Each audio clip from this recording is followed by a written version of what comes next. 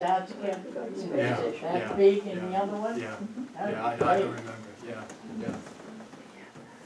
Okay, does anybody, you know, I hope that you realize that I'm eager to hear from anybody who wants to disagree with anything I've said. I mean, I'm sort of up here doing a monologue, but I'd love to just say that out front, and you don't be shy. I've been a teacher most of my life, and I always relish the opportunities to hear from students who took exception to something I said. I didn't flunk them. Barbara? I thought one of the most beautiful things that you said was right at the very beginning, and that is, where do we start this interest? And it's a little place, a little thing that you think is the most beautiful, and that really touched my heart when you said that. And I do want to, sometime I want to talk to you about the pond coalitions. Oh, okay. Because there has been a lot of work done, as you know. I know, yeah. And it's a good group. Oh, absolutely. Day and night. Yeah, I think you've done a wonderful job with the theological part of it, but we have been working here in Orleans. When I first came, I was a chemist and I did the water analysis and all that. Oh, yeah, kind of thing. yeah. That's been going on. Special concern about the marshes. Yep. And for phragmites and all that. I've been a member ever since we left, and so I've kept up. And, well, it's quite a wonderful example of how something can happen at the right moment and catch on and. A community, you just have to get people excited. Right, about right.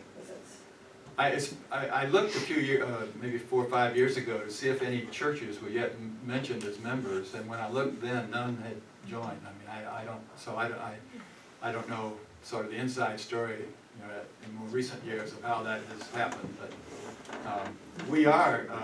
I know some of you know, this church, through the Care for Creation team and with the blessing of the cabinet and the Board of Mission and Living Action, is in the process of joining the latest all-Cape environmental group called the Cape Cod Climate Change Collaborative. It was started a little over a year ago by Rich Delaney, who's the CEO of the Center for Coastal Studies in Provincetown. He was a delegate at the Paris conference that was prominent on the screen last week. And when he came back, he said, we've got to do something like that on Cape Cod. And so they're in the process of building the organization, and they want us to help get other faith communities to get involved. So I guess that's one of the things going on in my head. How do we make the case to other churches and faith communities that they should really jump in? well, I'm very happy that you're here. Well, thank you. Yes. How does Rachel Carson figure in? Does she figure in? She's one of my heroes. Yeah.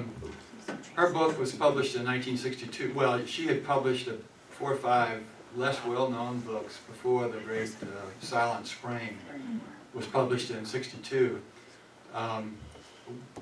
My son's house in East Orleans, in our little library there, has her earlier books, and we also have the '62 book. I read it shortly after it came out.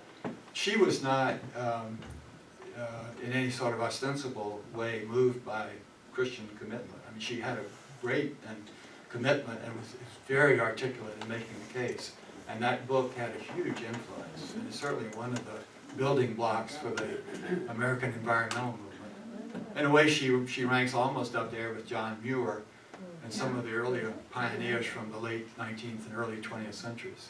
There was a wonderful documentary on her. I don't know if any of you saw it 4 or 5 months ago, sort of following the step-by-step unfolding of her life, in a lot of it around the Washington, D.C. area, and then ending up the last few years of her life on the Maine coast, where she was crippled by cancer and died of that cancer really rather early in her life.